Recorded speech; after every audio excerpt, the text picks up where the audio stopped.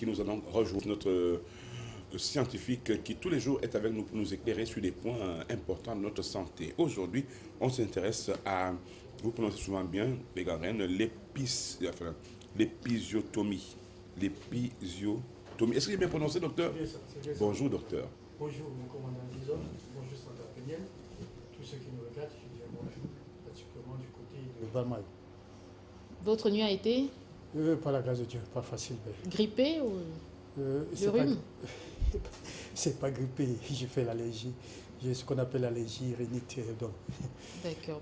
Si, un peu fort là, ça me... D'accord. Voilà. D'accord. Ok, du courage à vous. Hein. Merci vous avez bien. appliqué une astuce de grand-mère. Justement. Apparemment, il y a des astuces de grand-mère qui marchent. Qui marche.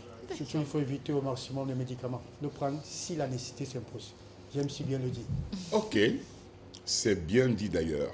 Docteur, ce matin on s'intéresse donc à l'épisiotomie, mais c'est quoi exactement? C'est vrai que cet acte-là est beaucoup plus pratiqué de nos jours et ce qu'on en déplore, c'est le fait de ne pas sensibiliser, je voudrais dire, ces femmes, puisqu'il s'agit, bien évidemment, l'homme n'accouche pas, c'est la femme qui accouche, bien évidemment. Ces femmes ne sont pas sensibilisées. Parfois, cela se fait à l'insu de ces dernières. Il faut dire que c'est un acte chirurgical qui consiste justement à inciser le bas du vagin pour permettre que l'enfant, pour augmenter encore le passage, s'il faut le dire ainsi, que l'enfant ne puisse sortir. Ça, c'est pour un costaud bébé ou bien Pas forcément pour un costaud, il y a des indications, pas forcément. Ça aussi, oui, mais pas forcément. Voilà. Donc voilà à quoi consiste justement l'épisiotomie. Ok. Docteur, est-ce qu'on peut en savoir un peu plus sur la pratique de cette chirurgie? Pourquoi pratique-t-on cette chirurgie? Voilà. Il faut dire que d'emblée, dans un premier temps, c'est pour prévenir ou encore pour diminuer le risque de déchirure. Vous avez entendu souvent des femmes, après justement, pour dire accouchement, elles vous disent, bon, moi j'ai eu des déchirures. Voilà. Alors c'est justement pour prévenir cela qu'on pratique que cet acte-là chirurgical. Voilà. Donc voilà, le plus important, c'est le pourquoi. Tout compte fait. Pourquoi? Parce que cette déchirure-là également, elle peut être plus intensifiée, c'est-à-dire plus grave. En effet, parce que surtout pour cette femme-là, dont au niveau du périnée est assez fragile, alors la fente peut être énorme. Voilà. Mais docteur, comment se déroule justement, puisqu'on voit là une incision, comment se déroule une épisiotomie? Voilà, comme vous le voyez à l'image là, il faut dire qu'une sage-femme ou un gynécologue formé, il faut le préciser parce que ce n'est pas tout le monde qui pourra le faire, bien formé, et la taille normalement varie de 2 à 5 cm. Tout compte fait, ça va dépendre justement aussi de la taille de l'enfant.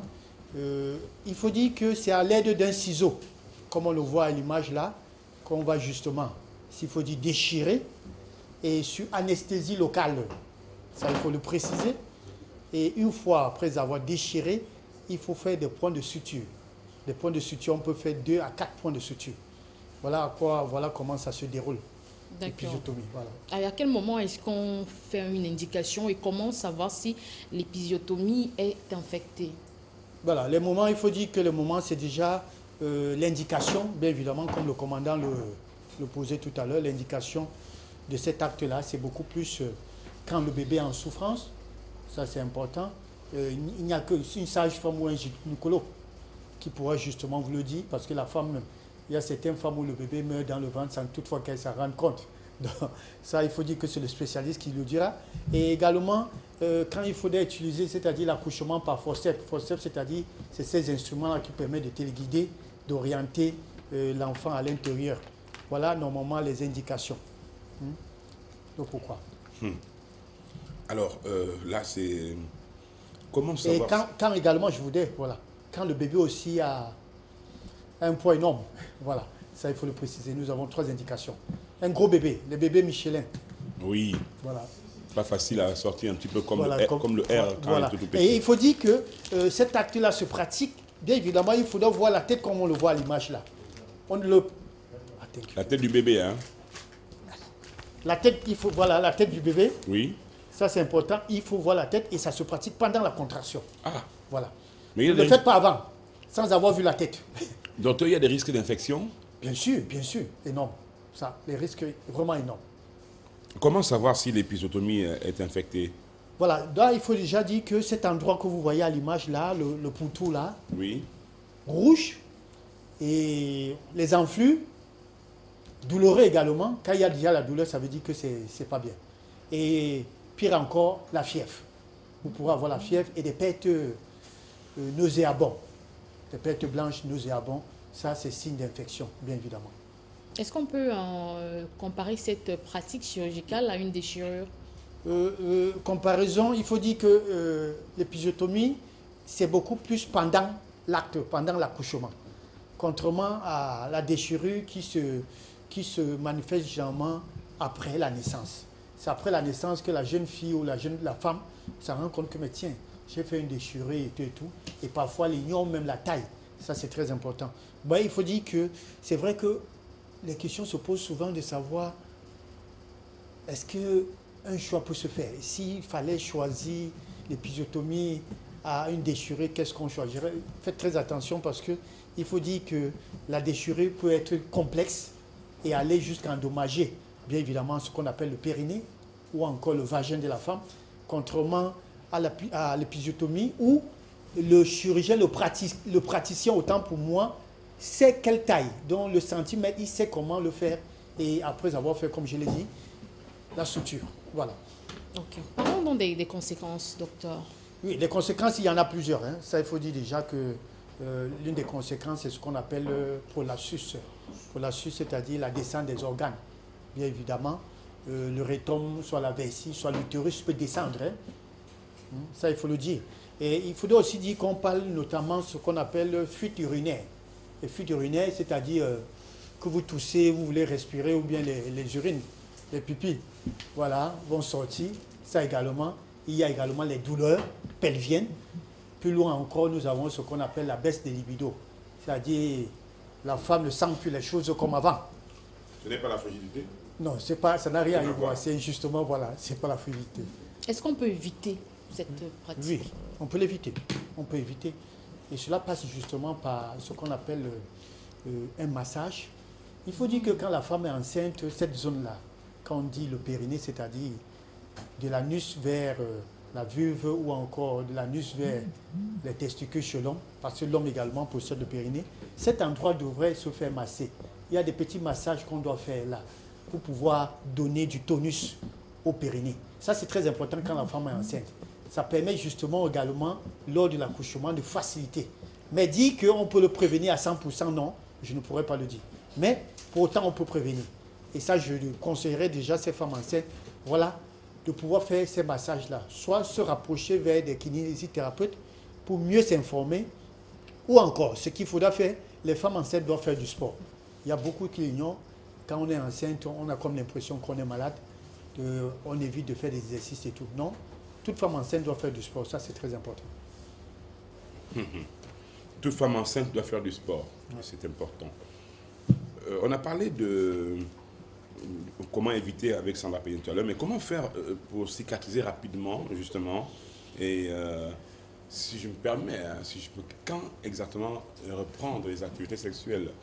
Quand faire l'amour? Voilà. En ce qui concerne la cicatrisation rapide, cela va des soins d'hygiène, bien évidemment. Il faudra faire sa toilette intime 2 fois par jour. Ça, c'est important. Et au lieu de frotter cet endroit, il faut taponner. Au lieu de frotter, on tapote. On tapote. Ça, c'est très important avec soit des compresses, soit une serviette propre. Oui, oui, oui. Ça, c'est très important.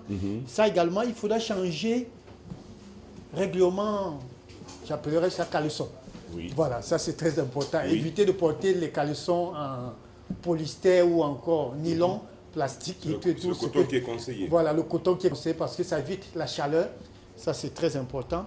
Et maintenant, en ce qui concerne les rapports, s'il vous plaît, ne soyez pas pressés.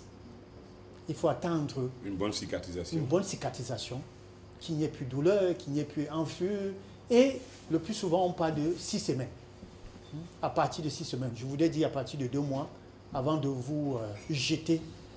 Et quand bien même vous commencez, il faudra aller doucement, doucement. doucement. Ça, c'est important. Parce que là, il y a ce qu'on appelle des blessures vicieuses ou encore dues à un fil qui peut rester. Ça, c'est très important. Ah oui, oui. Voilà.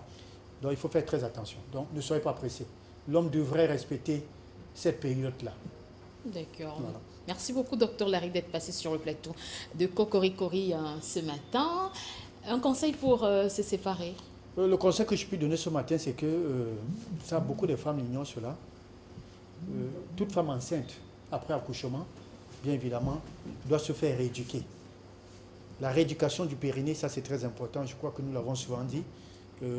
Étant donné que les derniers trimestres, le poids du bébé va descendre et ça va fragiliser le périnée, justement, de la femme. Donc, automatiquement, on devrait le faire. Pire encore, quand vous avez suivi cet acte-là de déchirure, sachez que la rééducation du périnée est obligatoire. Donc, ça, c'est très important. Quand bien même, je ne sais pas où la sage-femme ou le gynécologue ne vous conseille pas, rapprochez-vous d'un kinésithérapeute. Ça, c'est très important. Surtout si, après 45 ans, tout ça, vous voulez mener une vie sexuelle épanouie ou encore agréable. Pensez-y. Ça, c'est important. D'accord. Merci beaucoup à vous, docteur Larry Stéphane Guemy. On vous répondez au 699 64 57 59 675 92 47 91. On souhaite passer une excellente journée et pendant ce temps, nous pensons à tous les fidèles téléspectateurs de cette émission. Ils et elles sont très très nombreux à regarder ce programme chaque matin. Merci de votre fidélité sans cesse grandissante. Dans quelques jours, on va inaugurer notre troisième mois ici ensemble pour cette nouvelle saison. On l'a inauguré en fait, c'est ce que vous ne comptez pas beaucoup. 3 mois, vraiment. On l'a déjà inauguré. Tu te réveilles chaque matin, tu vois la même personne. Chaque matin. Comment on va faire pour éviter la routine?